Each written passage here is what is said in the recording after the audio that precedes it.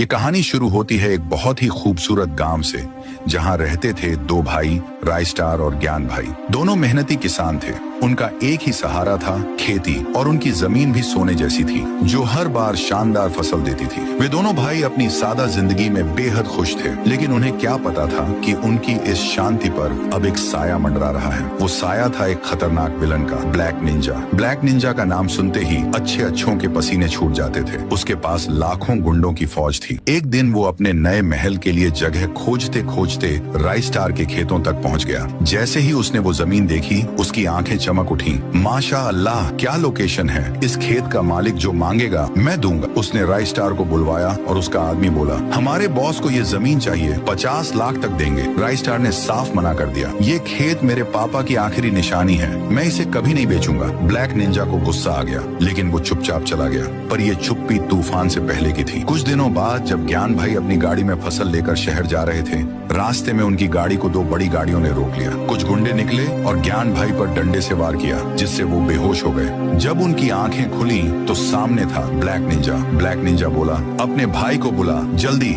ज्ञान भाई ने रायस्टार को कॉल किया, भाई जल्दी आ, ब्लैक निंजा ने मुझे बंधक बना लिया है। रायस्टार ने बाइक निकाली और बिना वक्त गंवाए निकल पड़ा। उधर ब्लैक निंजा हंसते हुए बोला, क्या भाई है तेरा, तुझे मारने के लिए खुद को खतरे में डाल रहा है। ज्ञान भाई मुस्कुराए, तू उसे जानता नहीं, मौत को तूने अपने पास बुला लिया है। तभी एक जोरदार आवाज आई, हट जा उसके पास से।